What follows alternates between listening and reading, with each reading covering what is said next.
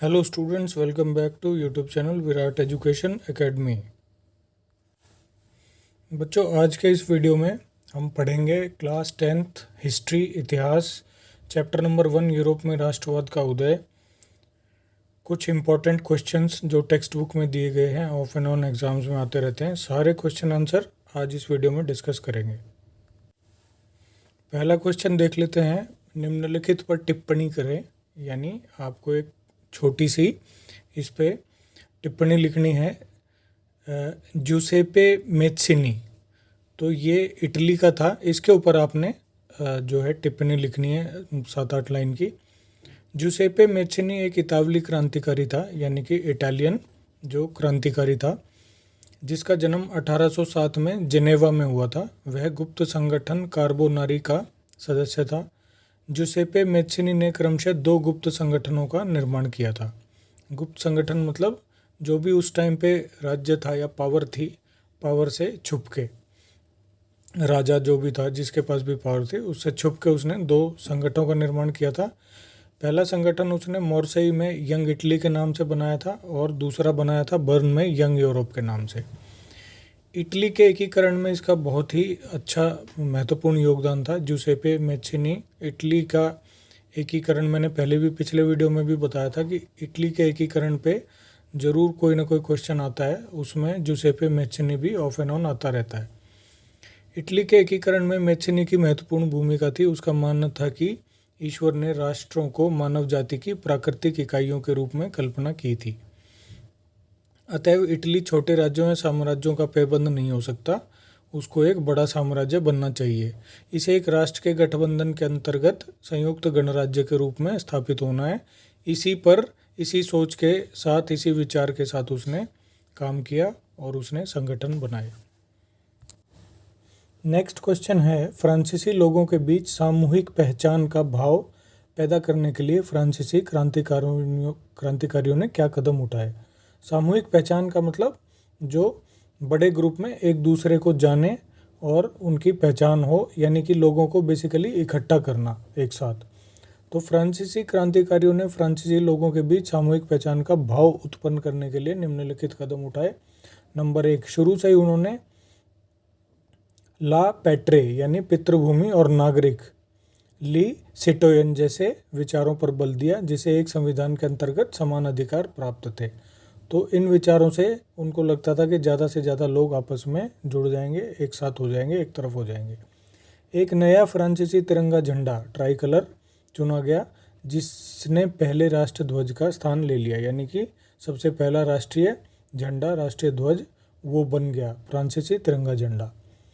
तीसरा पॉइंट है, state general का चुनाव सक्रिय नागरिकों के समूह द्वारा किया जाने लगा और उसका नाम बदलकर क्या कर दिया, नेशनल असेंबली बना दिया गया। तो जो पहले स्टेट जनरल था उसका चुनाव जो भी एक्टिव सिटीजन थे, सक्रिय नागरिक थे, उनके ग्रुप्स के द्वारा इलेक्शन होने लगा और उसका नाम भी बदलकर नेशनल असेंबली कर दिया।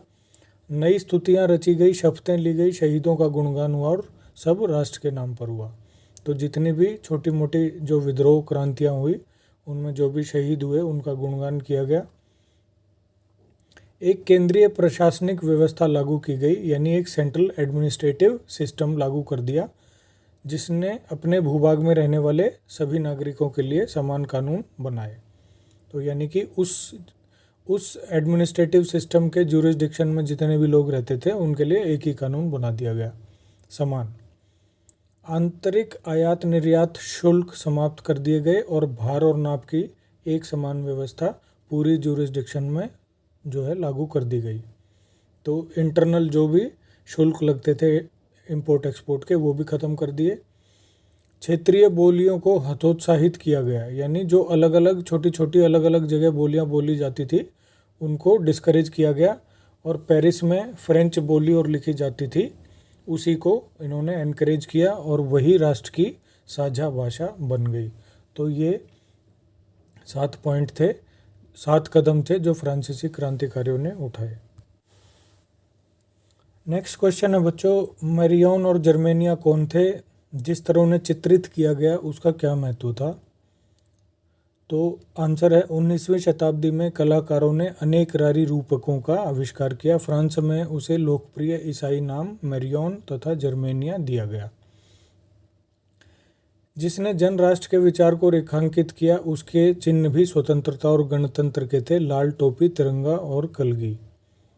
मरियन की प्रतिमाएं सार्वजनिक चौकों पर लगाई गई यानी चौराहों पर लगाई गई ताकि जनता को एकता के राष्ट्रीय प्रतीक की याद आती रहे और लोग उसे तादाद में स्थापित कर सकें।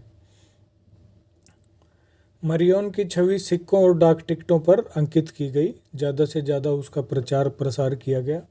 इसी तरह जर्मेनिया जर्मन राष्ट्र का रूपक थी।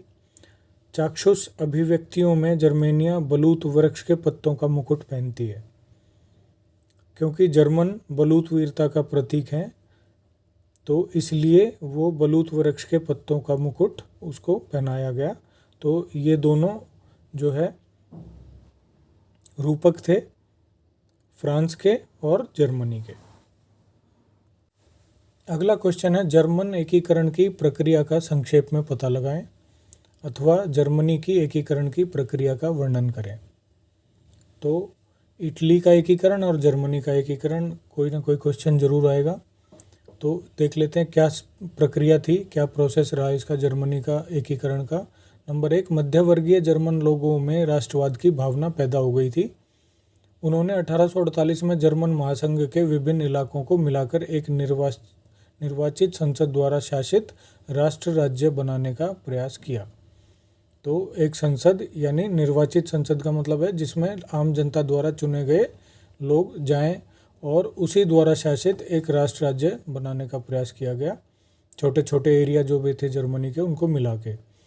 उनका प्रशा के बड़े भूस्वामी, प्रशा मैंने पहले भी बताया था कि एक जगह का नाम है, वहाँ एक जो है स्टेट है जर्मनी में, तो उसके जो बड़े भूस्वामी थे उन्होंने भी इसका समर्थन किया और बाद में प्रशा ने ही राष्ट्रीय एकीकरण के आंदोलन का नेतृत्व संभाल लिया। यानी प्रशा में जो भी पावर्स थी उन्होंने इसको लीड किया, इस आंदोलन को। नंबर 3 है राष्ट्र निर्माण की यह उदारवादी पहल राजशाही और फौज ने मिलकर दबा दी। यानी ये जो पहल हुई थी एक जर्मनी को छोटे छोटे हिस्सों को जोड़कर राष्ट्र राज्य बनाने की, इसको राजशाही यानी जो राज था वहाँ पर उसने और फौज ने मिलकर इसको दबा दिया। प्रमुख मंत्री ओटो वन बिस्मार्क इस प्रक्रिया के जनक थे, जिन्होंने प्रशा की सेना और नौकरशाही की मदद करी। तो ये जो जर्मनी के एकीकरण की प्रक्रिया थे इसके जनक थे प्रमुख मंत्री ओटो वन बिस्मार्क। नंबर 5 है 7 वर्ष के बीच ऑस्ट्रिया, डेनमार्क और फ्रांस से 3 युद्धों में प्रशा की जीत हुई और एकीकरण की प्रक्रिया पूरी हुई। तो लगभग आप देखो कि 7 साल लगे, जिसमें 3 युद्ध भी लड़े गए। प्रशा उनको लीड कर रहा था। ये जो राष्ट्रीय एकीकरण का आंदोलन था इसको प्रशा लीड कर रहा था, तो उसी की लीडरशिप में युद्ध हुए ऑस्ट्रिया, डेनमार्क और फ्रांस से। इन तीनों युद्धों में जीत हुई और जर्मनी एकीकरण की प्रक्रिया पूरी हुई। नेक्स्ट क्वेश्चन है अपने शासन वाले क्षेत्रों में शासन व्यवस्था को ज़्यादा कुशल बनाने के लिए नेपोलियन ने क्या बदलाव किए। तो जैसा हमने पहले भी पढ़ा है कि नेपोलियन ने हालांकि प्रजातंत्र को ख़त्म कर वापस राजतंत्र लेकर आया, लेकिन उसने एक एडमिनिस्ट्रेटिव सिस्टम को या शासन व्यवस्था को कुशल बनाने के लिए काफ़ी कार्य किए।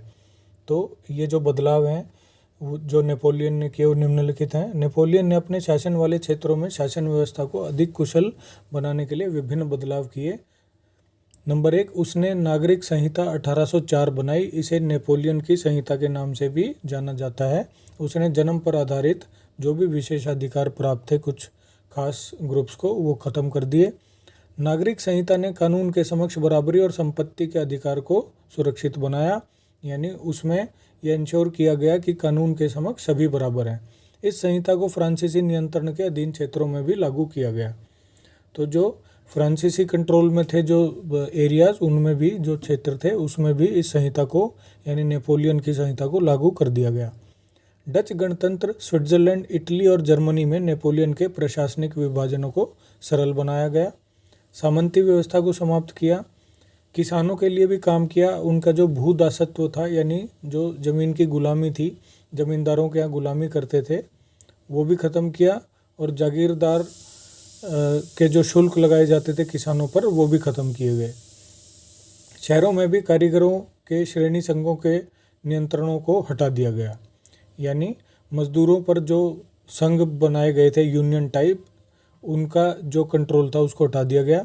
यातायात और संचार व्यवस्था को काफ़ी इम्प्रूव किया गया, सुधारा गया।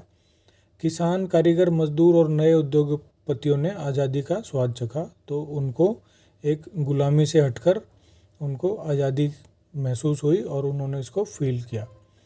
उद्योगपतियों और लघु उत्पादक यह समझने लगे कि एक समान कानून, मानक भार और नाप पहले पढ़ा था हमने कि पूरे जगह एक ही कर दिया गया। एक राष्ट्रीय मुद्रा से एक क्षेत्र से दूसरे क्षेत्र में वस्तुओं और पूंजी के आने जाने पे, व्यापार करने पे बहुत सहूलियत होगी।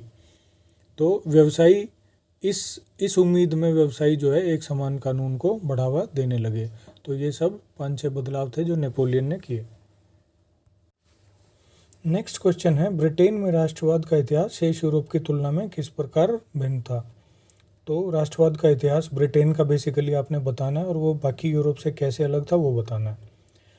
पहला पॉइंट है, ब्रिटेन में राष्ट्र राज्य का निर्माण एक लंबी चलने वाली प्रक्रिया का परिणाम था, यानी बहुत लंबा प्रोसेस था इसका, बहुत तुरंत राष्ट्रवाद नहीं हो गया है। 18वीं सदी के पहले कोई ब्रिटिश राष्ट्र था ही नहीं। ब्रिटिश द्वीप समूह में रहने वाले लोगों, अंग्रेज, वेल्श, स्कॉट या आयरिश की मुख्य पहचान नरजातीय यानी एथनिक थी। इन सभी समूहों की अपनी सांस्कृतिक और राजनीतिक परंपराएं थी, यानी अलग अलग थी अपनी अपनी। लेकिन जैसे जैसे एंग्ले राष्ट्र की धन दौलत, महत्व और सत्ता में वृद्धि हुई, वह द्वीप समूह के अन्य राष्ट्रों पर अपना प्रभुत्व बढ़ाने में सफल हुआ।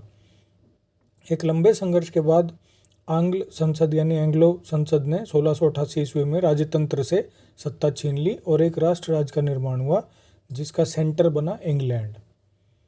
इंग्लैंड और स्कॉटलैंड के बीच एक्ट ऑफ यूनियन 1707 में जो था से United kingdom of great Britain का गठन हुआ।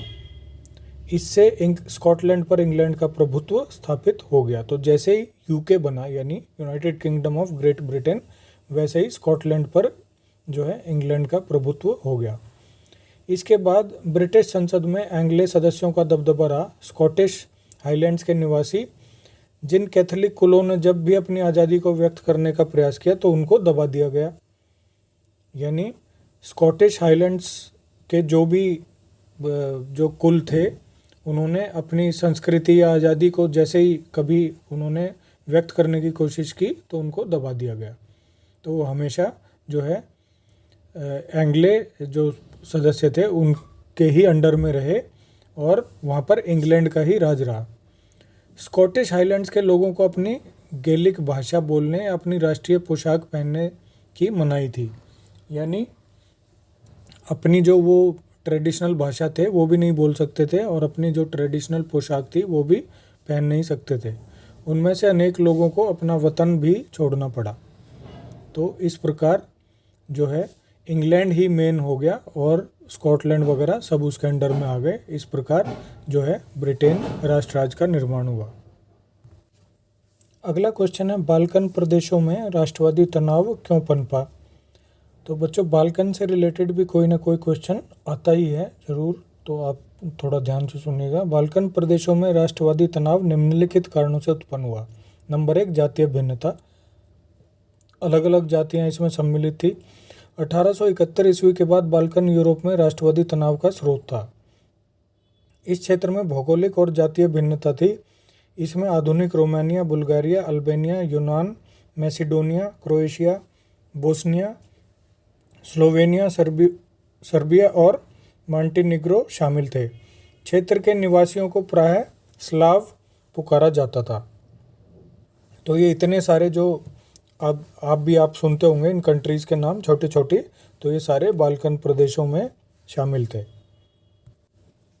नेक्स्ट पॉइंट है, ऑटोमन साम्राज्य का बिखराव।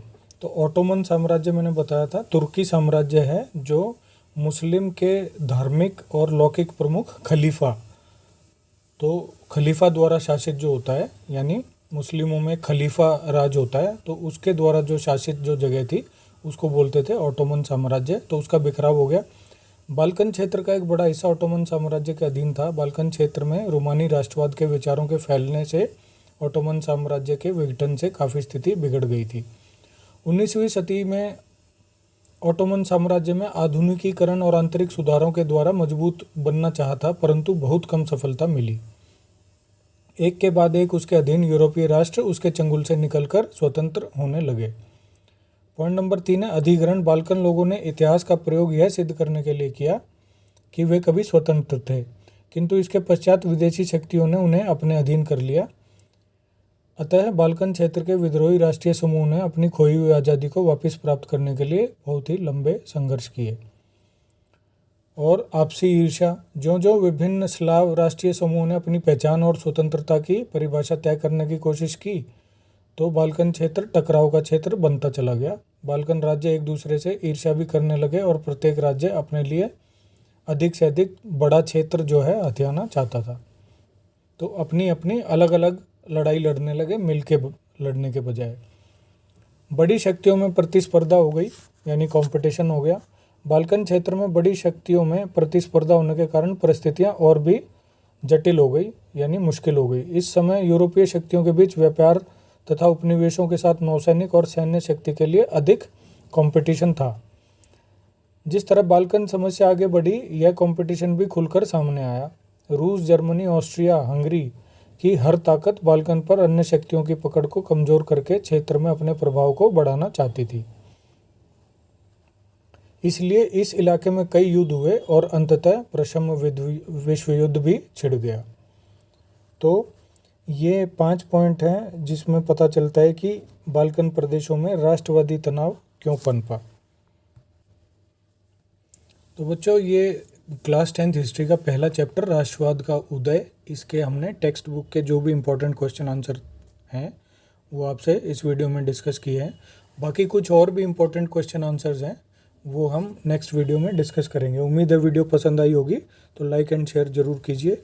नए हैं तो सब्सक्राइब कीजिए और बेल आइकन भी ज़रूर दबाइए, ताकि नेक्स्ट वीडियो की नोटिफिकेशन आपको तुरंत मिल जाए। धन्यवाद।